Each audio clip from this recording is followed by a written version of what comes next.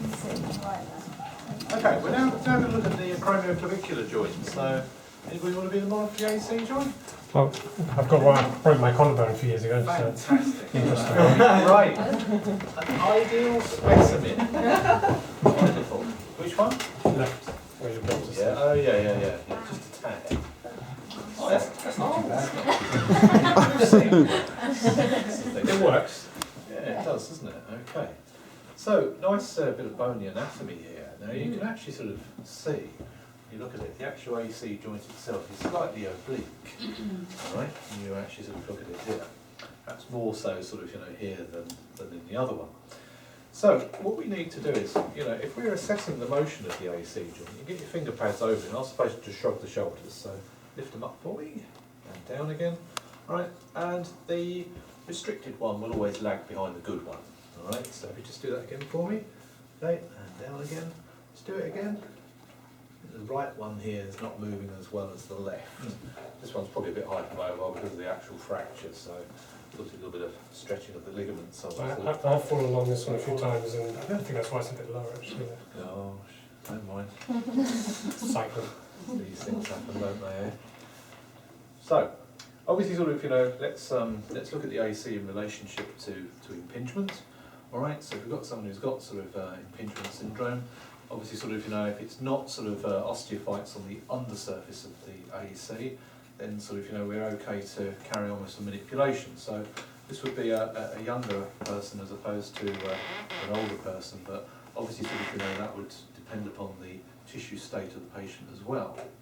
So what we plan to do is to actually sort of gap the clavicle from the acromion itself, to actually sort of, release any pressure on the tendon of supraspinatus and sort of, the subacromial bursa.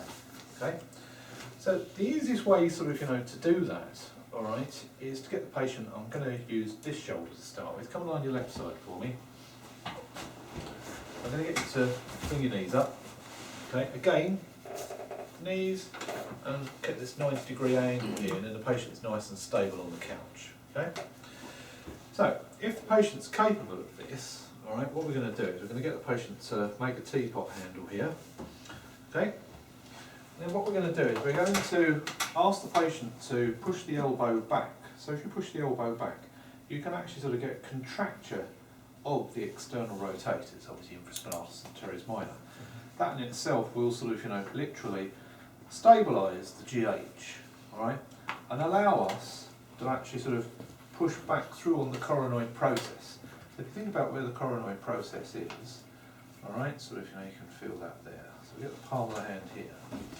Okay, I then support the patient's body with my left hip, basically. All right, now get the patient to push the elbow back, all right, and then you can then thrust the whole complex back towards you, the operator. Okay, so if we look at that on the model here, okay, essentially, all right, what we're doing here is as we sort of, thrust back, all right, the whole shoulder complex, mainly sort of, from the scapular aspect, moves posteriorly. So in doing so, it's going to open up the whole AC area, and of course, taking with it sort of, subacromial space as well. All right, so nice technique to actually sort of use. Okay, let's have a look at that again. All right. So if the patient sort of, can't do that, you can sometimes bring the arm back here, like that. Okay, but that can put strain through the wrist. So that's why you tend to ask the patient if they can hook down onto their iliac crest.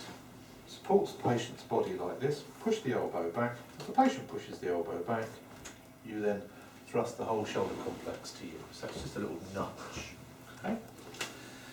Now, if there is quite a bit of restriction around there, or the patient's got problems with the elbow or the wrist or the hand, then obviously sort of, you're not going to be able to do this. So let's look at a short lever technique. Come on your back for me.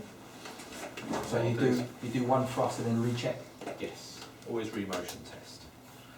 Let's come round to the interesting one. Okay. Be careful here. Flying there. Right. Now, what we do, like this towel here, this is where it makes things interesting. Just lift your head up for me. relax a bit so everybody can see what we're doing. What we can do here is we can do a short lever manipulation to the AC. Bring that to here. Place that underneath. Okay. Alright. Sorry, you want to come round a bit more, see. Okay. So obviously so we're going to palpate round. So if we come round to here, what we can do is we can literally palpate over the joint line, okay, and then push the shoulder complex towards the couch, okay. And you can actually feel that moving, can't you? Yeah. Just put your finger here right on the joint line, okay. You feel that? And if you need to, you can actually thrust it as well. And that opens the joint surfaces. So a nice technique to actually employ.